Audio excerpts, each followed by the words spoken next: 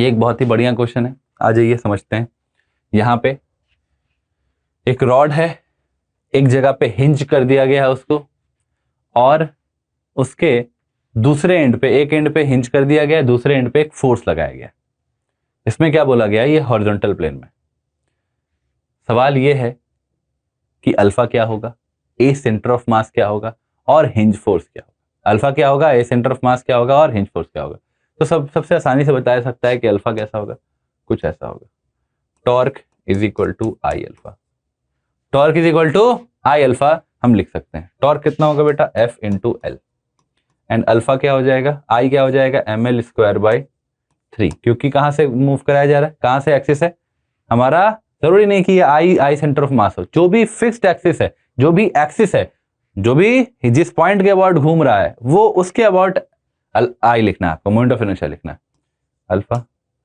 तो हमारा अल्फा क्या आ रहा है, पहला आंसर आ गया 3f by M L, 3f by M L. अब कुछ चीजें ख्याल रखने वाली बात है, कुछ चीजें अच्छे से बता रहा हूं मैं। देखिए, जैसे मान लीजिए एक रॉड है, इस पे एक फोर्स लगाया जा रहा है। अभी यहां पे देखा जाए, जब भी ऐसे रोटेशन अबाउट फिक्स एक्सिस होगा, तो वहां पे कुछ चीजें ख्याल रखने वाली है। हिंज फोर्स और ए सेंटर ऑफ मास का है, मतलब सेंटर ऑफ मास का एक्सेलरेशन।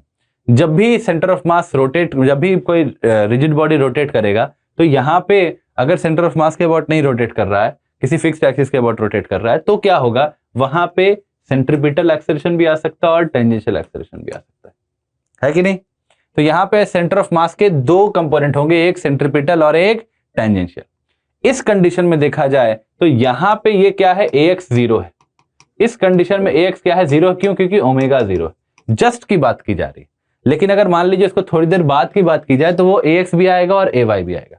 इसी तरीके से हिंज फोर्स और टेंशन नॉर्मल वगैरह में क्या डिफरेंस है, यहां पे यही डिफरेंस है कि यहां पे भी हमें हिंज फोर्स का डायरेक्शन पता नहीं होता, हिंज फोर्स का डायरेक्शन पता नहीं होता है। दैट्स वाई हम हिंज फोर्स को nx ny लेके कैलकुलेट करते हैं, और nx ny भी किस डायरेक्शन में लेते हैं, याद रखना ax ay वाले डायरेक्शन में ही लेंगे।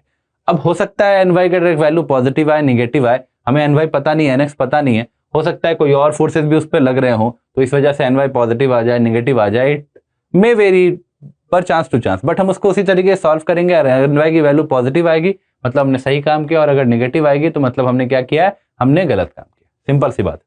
तो यहां पे अगर देखा जाए तो nx भी यहां पे 0 हो जाए, क्योंकि ax 0 है और इस डायरेक्शन में कोई फोर्स नहीं है। तो यहां पे इस केस में, सिर्फ इस केस में nx 0 हो रहा है।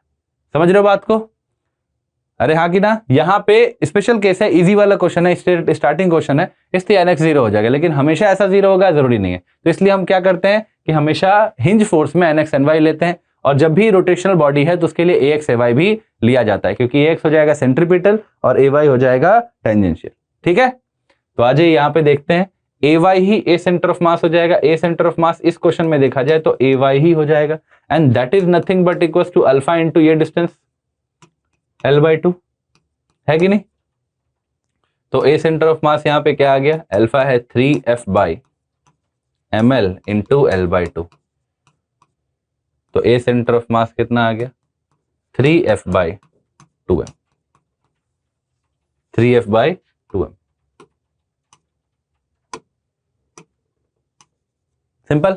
ए सेंटर ऑफ मास कितना आ गया बेटा, 3f बाई 2m आ गया। अच्छा, बहुत बढ़िया। Acceleration of centre of mass if 3f by 2m आ गया, तो इसके आगे क्या किया जाए, इसके आगे हमें करना है हिंज फोर्स का कैलकुलेशन। हिंज फोर्स का कैलकुलेशन कैसे किया जाएगा बेटा, समझिए अच्छे से। जब भी ऐसे क्वेश्चंस होंगे तो उसमें क्या करना है, जब फोर्स इक्वेशन लिखेंगे, कैसे लिखेंगे, अभी तक हमने टॉर्क इक्वेशन लिख लिया, अभी हमने कंस्टेंट वाले इक्वेशन लिख लिया, is equal to alpha R वगैरह।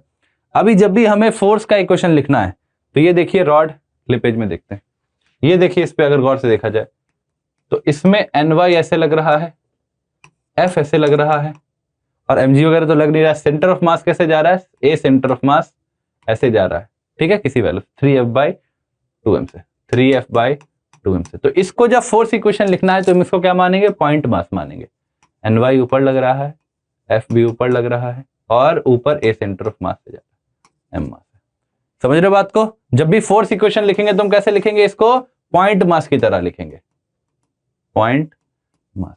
क्योंकि हम एनएलएम में कैसे देखें, पॉइंट मास देखें, जब भी टॉर्क इक्वेशन देखेंगे तो हम एक्सटेंडेड बॉडी की तरह ट्रीट करेंगे, लेकिन फोर्स इक्वेशन में हमेशा पॉइंट मास की तरह ट्रीट करेंगे। तो अगर देखा जाए तो F प्लस एन वाई, ये चिंता मत करना है कि सर एन वाई पॉजिटिव आएगा निगेटिव आएगा क्या आएगा, आप जिस डायरेक्शन में लिए हैं उसी डायरेक्शन में सॉल्व कर दीजिए।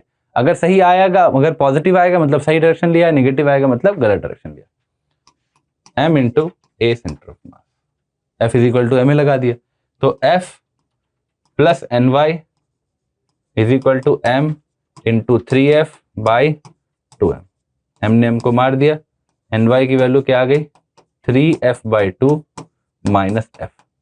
तो एन वाई की वैल्यू मेरी क्या आ गई बेटा F बाई, क्या समझ में आई बात? हमने तीनों चीजें निकाल दी। क्या ये है मेरा हिंज फोर्स, इस केस में क्या है, ये मेरा हिंज फोर्स है। ठीक है, हमने क्या किया, सबसे पहले हमने torque is equal to I alpha लिख के अल्फा निकाल दिया। फिर हमने देखा कुछ चीजें स्पेसिफाई की, यहाँ पे हर क्वेश्चन में ये चीज करेंगे नहीं, हम बहुत सारा दिखेगा तो हम AX लेंगे ही नहीं, बहुत जगह पे NX लेंगे ही नहीं, लेकिन हमें पता है कि हमें क्या करना है। तो स्टार्टिंग क्वेश्चन में हमें सारे क्वेश्चन का आइडिया लेना चाहिए। तो NX यहाँ पे 0 NX NY लेना होता है, क्यों? क्योंकि हिंज फोर्स का डायरेक्शन पता नहीं होता है। यही कुछ समय बाद का पूछा जाएगा तो NX NY दोनों आएगा, इसलिए हमें NX को इंट्रोड्यूस तो करना ही होगा। तो AX यहाँ पे 0 हो जाएगा, NX भी यहाँ पे 0 हो जाएगा। क्या समझ में आई बात? तो इसलिए हमें समझ में आया कि AY directly A centre of mass के बराबर हो जाएगा, and that will be equal to A centre of mass is equal to alpha into L/2, and that comes out to be 3F/2m।